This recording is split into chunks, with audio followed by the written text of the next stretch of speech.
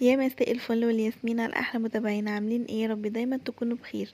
قبل ما ندخل في وصفتنا النهارده ما تنسوش اشيائي لايك واشتراك في القناه وتفعلوا زر الجرس وكومنت حلو منكم يشجعني انزل فيديوهات اكتر. واكتبوا لي الوصفات اللي انتوا عايزيني اعملها معاكم. جايه لكم النهارده بطبق سلطه ممتاز بجد، حلو قوي، بيتحط مع الاسماك او المشاوي. بتبقى حلوه قوي.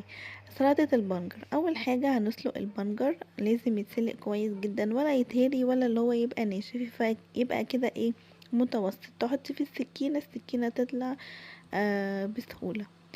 وهبتدي اللي انا بقى غسلته وحطيته بقى يبرد. انا غسلته تاني بعد ما سلقته علشان ابرده شوية، وسبته اللي هو يهدى، وابتديت اللي انا اقشره.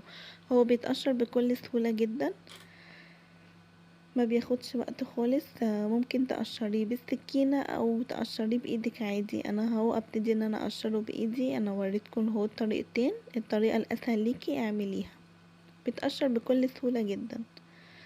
وهبتدي بقى اقطع فيه، اشيل بقى فيه اي زوايد بقى اللي هو اللي بتبقى من تحت دي هشيلها، وهغسله تاني طبعا.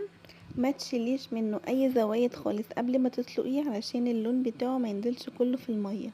انا عايزه برضو احافظ على اللون بتاعه بجد، خلى اصلا ايدي لونها احمر كده وشكلها حلو قوي. كنت عايزه احطها على خدودي. جبت بقى البوله وحطيت فيها شويه ملح وخل تفاح وكمون وفلفل اسمر، وحطيت عليه معلقه صغيره من العسل. لو ما عندكيش عسل ممكن تحطي سكر، وحطيت بقدونس.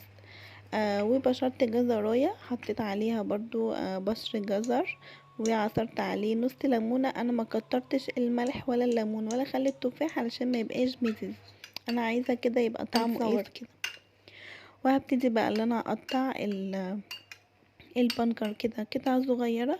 طبعا انت عايزه تبشريه براحتك، بس انا حبيت ان انا المره دي اقطعه كده ايه، مكعبات صغيره، وحطيته على الخلطه اللي انا كنت عاملاها. وهبتدي اقلب كل ده مع بعض. يلا يا بنانيتي امامير، قوموا بقى تشجعوا كده واعملي طبق سلطه حلوه قوي لاهل بيتك ومامتك وباباكي واخواتك، وفاجئيهم بطبق سلطه حلوه قوي كده زيك.